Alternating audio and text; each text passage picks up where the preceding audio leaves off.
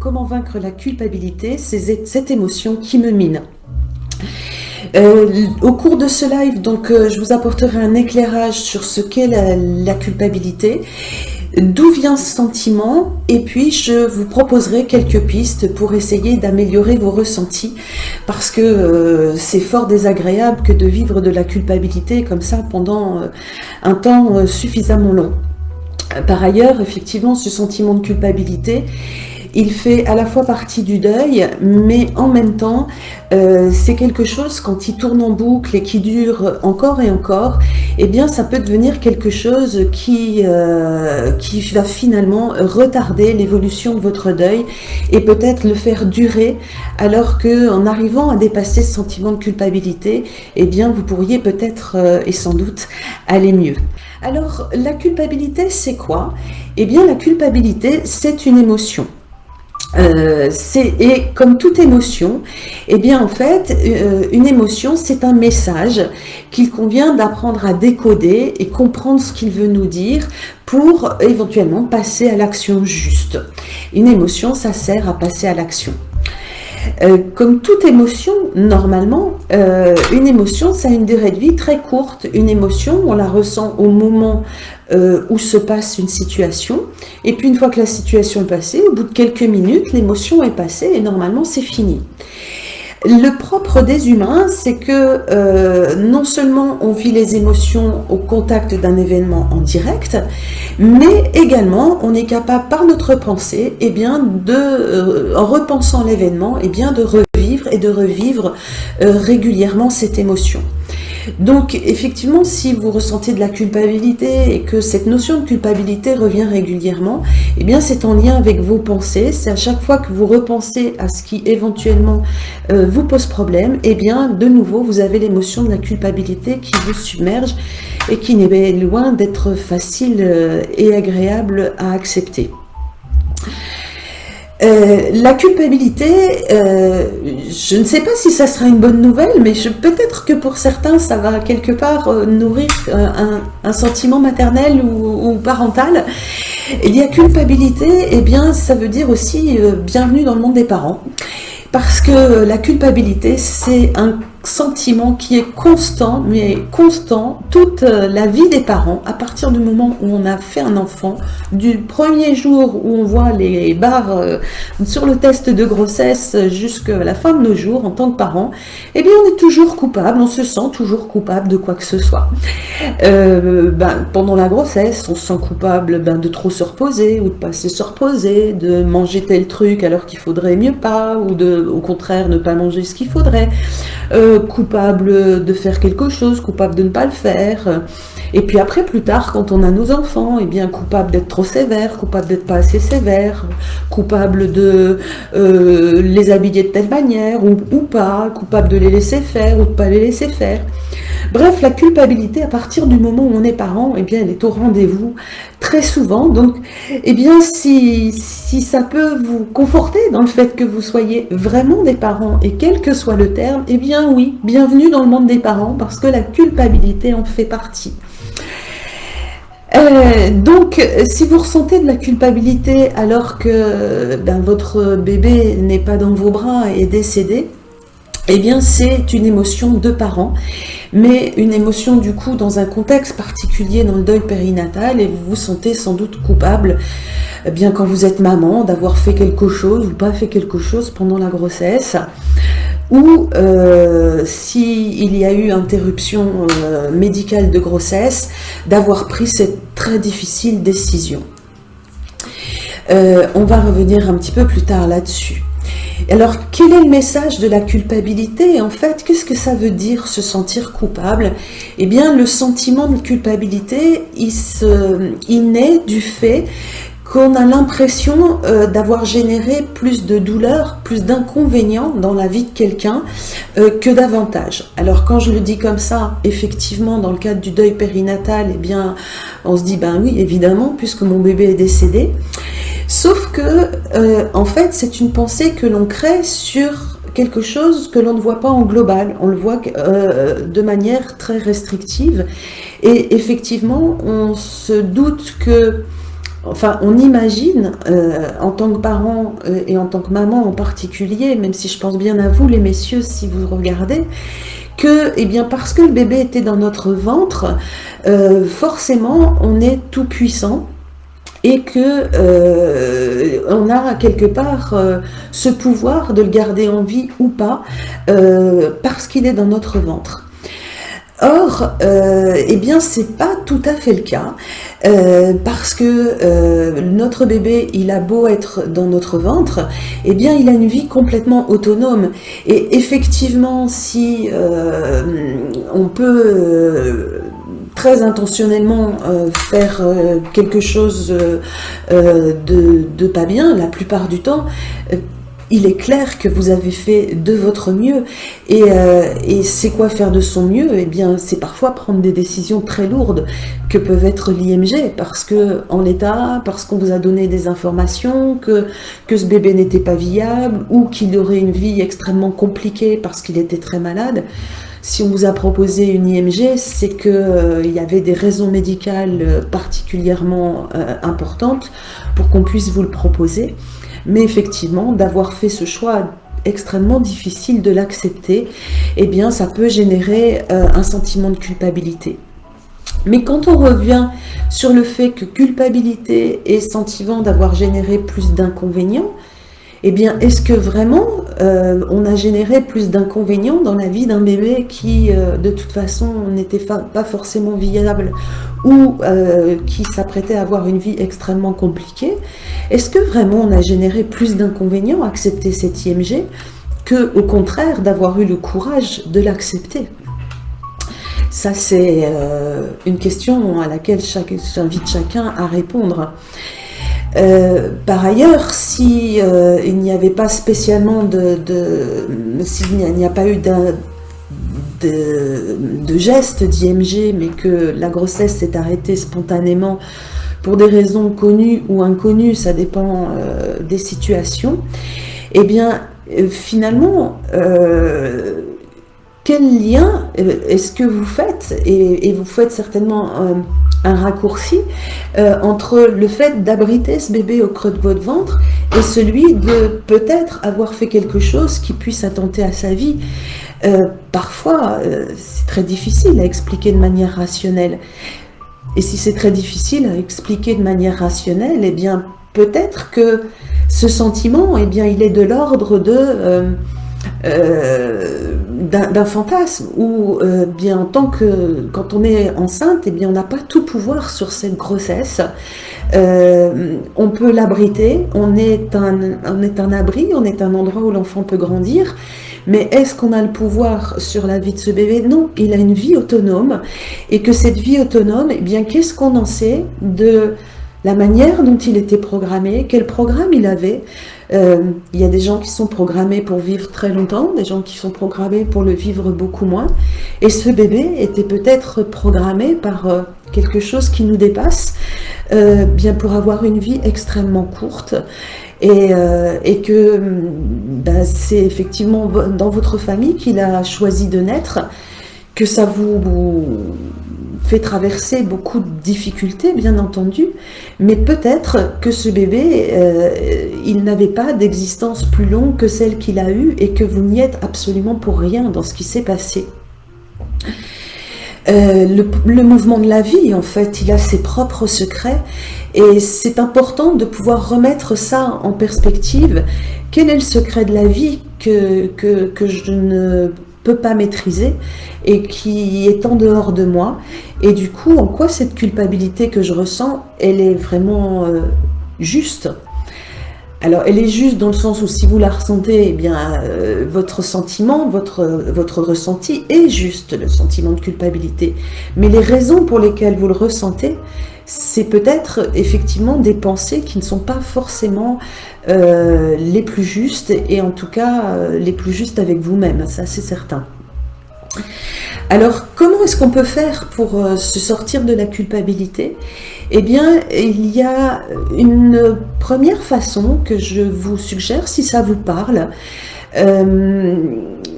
Quand on se sent coupable, que ce soit à tort ou à raison, Et vous l'avez compris avec les quelques bribes que je vous ai déjà données, que la plupart du temps, la culpabilité qu'on ressent en tant que parent, c'est plus à tort qu'à raison.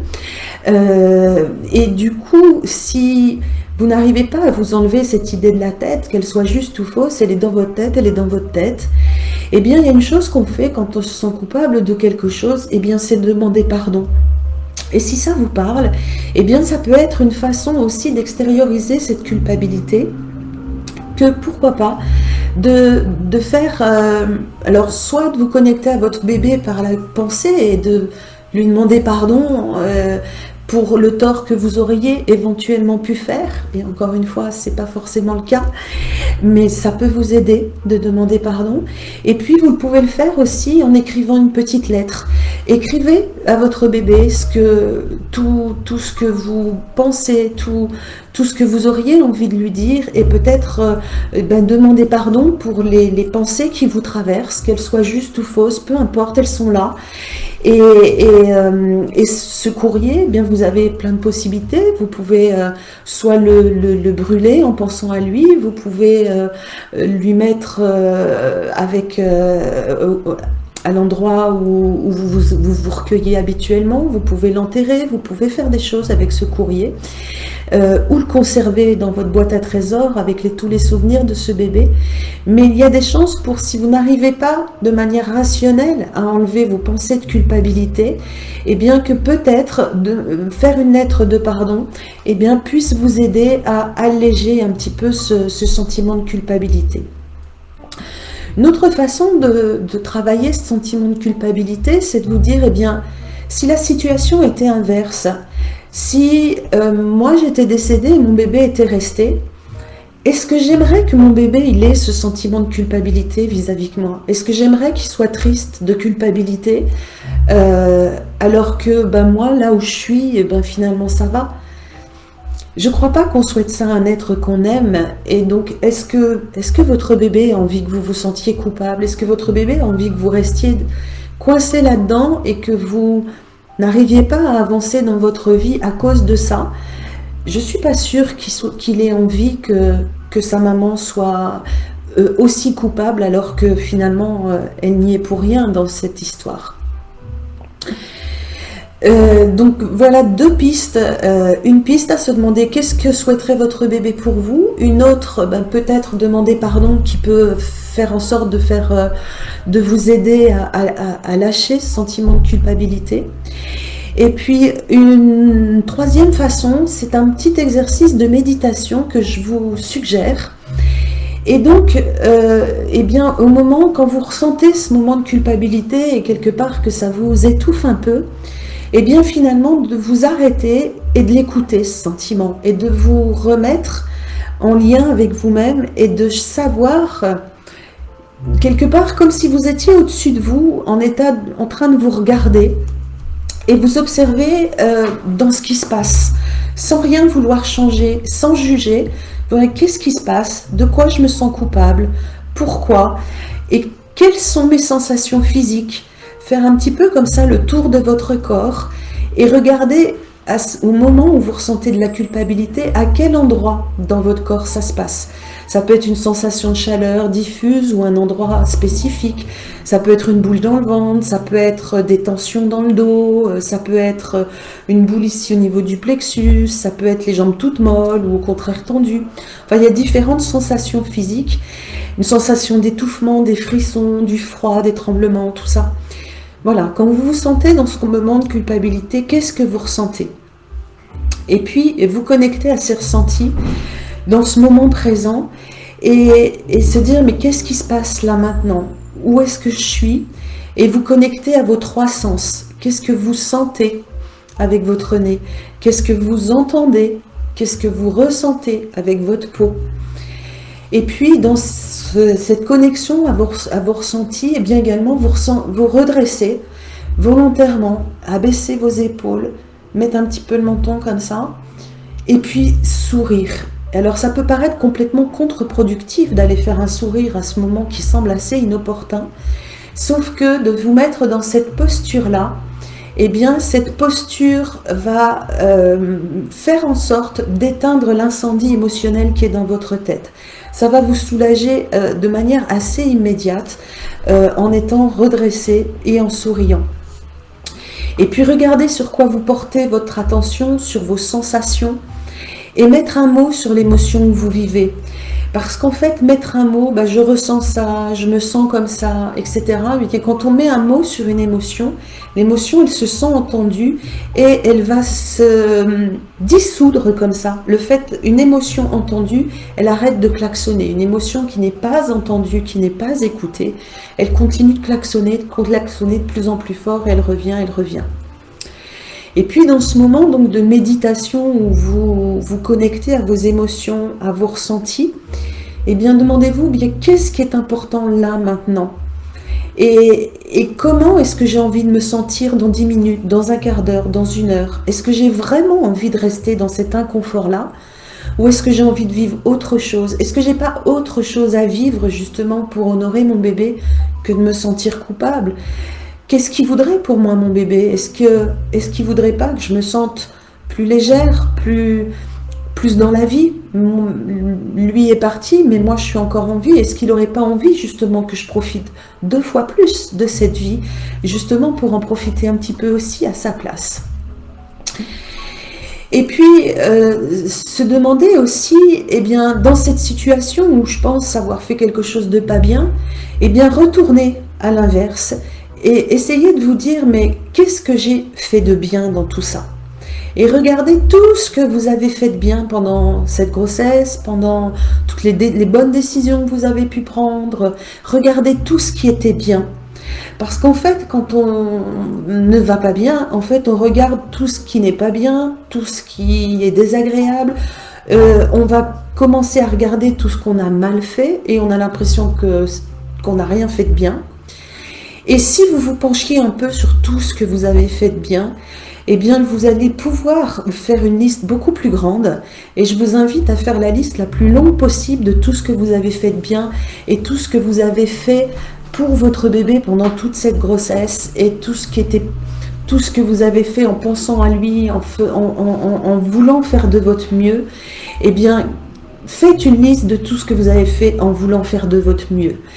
Et en fait, en faisant cette liste de tout ce que vous avez fait en voulant faire de votre mieux, il y a de grandes chances pour qu'elle soit extrêmement longue et bien plus longue que celle de choses que vous avez peut-être pas fait ou pas suffisamment bien fait à votre goût. Et en même temps, regarder des choses du passé avec sa vision actuelle, c'est forcément faux. Parce que finalement, dans l'instant où vous avez fait les choses, c'était certainement la meilleure décision que vous aviez sous le coude à ce moment-là. Et ça, c'est important de remettre les choses en perspective. C'est facile de refaire l'histoire quand on a la fin et voir éventuellement ce qui aurait pu clocher. Mais quand on est en train de jouer la scène, on fait toujours du mieux qu'on peut. Et ça, c'est vraiment important que vous ressentiez le fait que vous ressentiez et que vous recentriez sur ce que vous avez fait de bien et être intimement persuadé que vous avez fait de votre mieux. Et cette liste des choses que vous avez fait de votre mieux, elle peut vraiment y contribuer. Et puis enfin, une autre piste, ce serait ma recommandation, ce serait de vous faire aider. Le deuil périnatal, c'est quelque chose qui est peu connu et souvent, vous avez l'impression que vous avez peu de ressources autour de vous parce que les personnes de votre entourage ne vous comprennent pas très bien. Et c'est normal parce qu'on en parle peu, parce que c'est peu connu. Et du coup, c'est d'autant plus important d'aller se faire aider par des personnes qui connaissent ce chemin et qui savent accompagner des parents qui vivent un deuil périnatal. Alors, en tant que sage-femme et coach spécialisée dans la gestion du stress et ce stress tout particulier qu'est le deuil périnatal, moi j'aide les parents en deuil à travailler sur leurs émotions. On va travailler sur toutes les émotions du deuil, on va travailler sur la colère, on va travailler sur la tristesse, on va travailler sur la culpabilité, on va travailler sur la honte et on va décortiquer tous ces sentiments-là Et en remettant d'autres éléments en perspective, en fait, eh bien, ce travail-là va permettre de mettre du sens. Parce qu'en fait, ce qui fait la durée du deuil, eh bien sûr, dans l'immédiateté, l'enfant manque, et c'est une évidence. Et puis, quelque part, il manquera toujours ce bébé. Mais transformer ce manque douloureux en un lien d'amour, eh bien ça va être complètement différent. Ça vous permettra de rester parent, de rester mère, de rester père, dans un lien complètement différent. C'est être parent d'une autre manière pour ces bébés qui sont partis trop tôt. Mais en tout cas, c'est être parent d'une autre façon, et d'une façon beaucoup plus posée, beaucoup plus apaisée, et qui ne sera plus un lien douloureux, mais quelque chose de différent. Il est vraiment important que vous puissiez vous exprimer, d'exprimer vos ressentis sans vous sentir jugé, en étant accompagné. Et justement, peut-être parfois ce sentiment de culpabilité ou de honte que l'on ressent dans le cadre du deuil périnatal, eh bien, il est extrêmement difficile à exprimer auprès de quelqu'un qui n'est pas en capacité de l'entendre, ou que vous pensez qu'il n'est pas en capacité de l'entendre. Et de le faire avec un professionnel, ça peut être très aidant, de mettre des mots sur vos ressentis et d'avoir quelqu'un. Je vous ai dit que la culpabilité, c'était de faire un lien de cause à effet entre quelque chose qu'on n'a pas fait et éventuellement ce décès. Et parfois on se trompe. Et c'est Einstein qui disait on ne peut pas résoudre un problème avec le même niveau de conscience que celui qui l'a généré. Et effectivement, là où vous en êtes dans votre deuil, eh bien, vous avez connecté certains points qui font que, eh bien, il y a énormément de douleur, et que peut-être, et très certainement même, avec l'aide de quelqu'un, vous allez pouvoir voir d'autres choses qui vont vous permettre de donner du sens et de voir que finalement, eh bien, il y a aussi des choses positives qui existent dans ce travail de deuil. Dans la transformation, si vous avez rencontré des parents qui ont vécu un deuil périnatal qui date depuis un peu plus longtemps, ce qui est mon cas, eh bien, on se rend compte que on est transformé à jamais, mais qu'on a acquis des compétences, des connaissances qui sont en lien avec ce deuil, mais on n'est plus les mêmes, mais on est aussi plus riche. Et pour pouvoir voir ça, eh bien, il y a besoin souvent de se faire accompagner pour pouvoir le traverser et aller mieux, plus vite, parce que finalement, vous avez la chance d'être dans la vie, vous avez la chance d'être en vie, et l'idée, c'est de pouvoir eh bien, en profiter un maximum, et peut-être d'en profiter 2 fois plus, justement parce que vous avez un bébé qui ne peut plus pas le faire. Et donc, bien voilà, je vous mettrai à la fin, juste après en commentaire, un lien pour aller sur mon calendrier en ligne. Et à toutes les personnes qui verront ce direct, que ce soit, même si c'est en replay, eh bien, je vous offre 45 minutes de coaching gratuit pour faire le point sur votre deuil. Et donc, vous pouvez utiliser ce lien pour aller sur mon calendrier en ligne, prendre un rendez-vous, et c'est avec grand plaisir que je vous offre cette heure d'échange, ces 45 minutes d'échange, pour vous permettre bien de trouver des pistes pour aller mieux. Je vous dis à bientôt pour un prochain live, et au grand plaisir de pouvoir vous aider si tel est votre souhait. Au revoir.